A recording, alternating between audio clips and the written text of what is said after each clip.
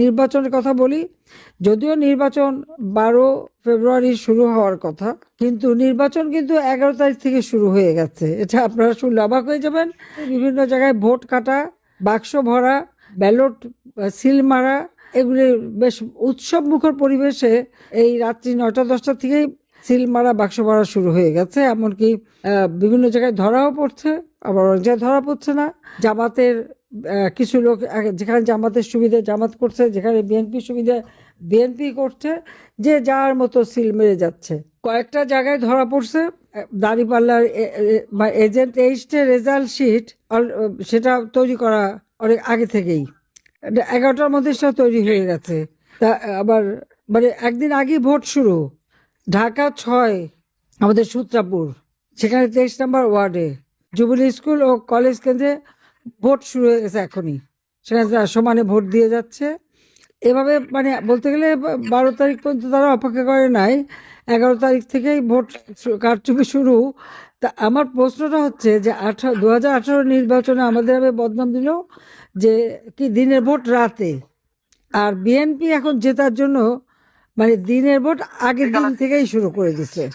যদিও অনেক অবজারভার আসছে, তো তারা এখন এগুলি দেখে কিনা আমি জানি না, কতটুকু দেখছে সেটাই প্রশ্ন।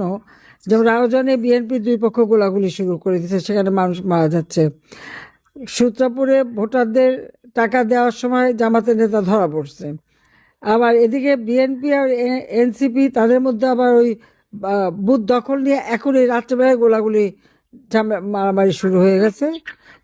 কে দখল করে সেখানে নেবে সেটাও শুরু করেছে। এরকম বাংলাদেশের প্রত্যেকটা অঞ্চলে এই অবস্থার সৃষ্টি।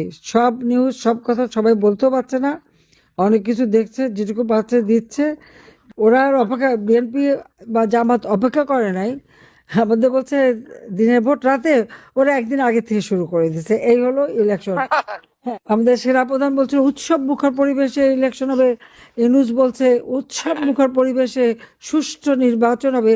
তো উৎসব মুখর পরিবেশে 11 তারিখ রাত থেকেই তারা ভোট কারচুপি শুরু করে দিয়েছে। এটা হলো বাস্তবতা। এই নির্বাচনের কোনো অর্থ নেই। এই নির্বাচন বাতিল করতে হবে, এই নির্বাচন বাতিল করতে হবে। এই নির্বাচনের কোনো হ্যাঁ না ভোটে তো না নাই, হ্যাঁ ভোটে সিল মারা। কারাগারে থেকে ভোট আনতে গেছে, ওখানে মাত্র 7জন না কয়জন ভোট দিচ্ছে, আমাদের কেউ ভোট দেয়নি, বলছে আমরা কেউ ভোট দেবো না। বিদেশ থেকে সিল মেরে, হ্যাঁ ভোটে সিল মেরে আবার পাঠিয়ে দিচ্ছে। আপনারা আপনাদের প্রত্যেক এলাকায় যারা নির্বাচিত জনপ্রতিনিধি, তাদের কাছে তথ্যগুলি দেবেন যে উৎসব মুখর পরিবেশে 11 তারিখ থেকে রাত 11টা থেকেই এখানে ভোট কারচুপি শুরু হয়ে গেছে। এটা হলো তাদের নির্বাচন।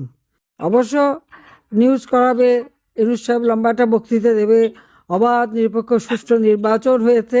তো অবাধ নিরপেক্ষভাবে যে তারা ভোট কারচুপি করে সিল মেরে যাচ্ছে আগের দিন থেকে, এটা আমার মনে হয় জাতির সামনে সারা বিশ্বের কাছে জানানো উচিত।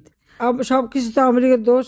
আমি বলছি আমাদের আন্দোলনও করার দরকার নাই, ভোট দিতে যাওয়ারও দরকার নাই। এখন পর্যন্ত আজকেও আমাদের ছাত্রলীগের একটা ছেলেকে পায় নাই বলে তার বাবাকে গ্রেপ্তার করে নিয়ে গেছে। আজকে মানুষের গণতান্ত্রিক অধিকার নাই, ভোটের অধিকার নাই। খাদ্যে নিরাপত্তা সৃষ্টি করেছিলাম, এখন খাদ্য নাকি আমরা যে বলছি আমাদের উদ্বৃত্ত খাদ্যের দেশ, সেটা নাকি সঠিক না। আজকে উন্নয়নশীল দেশের মর্যাদা উন্নীত হয়েছিলাম, সেটাও করতে পারছে না। তো যাক, আপনারা সবাই ভালো থাকেন, সুস্থ থাকেন, আর দেশের মানুষের জন্য দোয়া করি, আপনার জন্য দোয়া করি। এই অনিয়মের হাত থেকে বাংলাদেশটা যেন দ্রুত মুক্তি পায়, এই দুঃশাসনের হাত থেকে বাংলাদেশের জনগণ যেন মুক্ত পায়, বাংলাদেশের জনগণ যেন শান্তিতে ঘুমাতে পারে, নিরাপদে চলতে পারে, পেট ভরে দুবেলা খেতে পারে, একটু সুন্দরভাবে বাঁচতে পারে। এটাই আমরা চাই। সবাইকে ধন্যবাদ। জয় বাংলা, জয় বঙ্গবন্ধু, বাংলাদেশ চিরজীবী হোক। খোদা হাফেজ। এই ভিডিওটি সম্পূর্ণ দেখার জন্য আপনাদের সকলকে জানাই আন্তরিক ধন্যবাদ। ভিডিওটি যদি ভালো লেগে থাকে অবশ্যই লাইক, কমেন্টস এবং শেয়ার করবেন।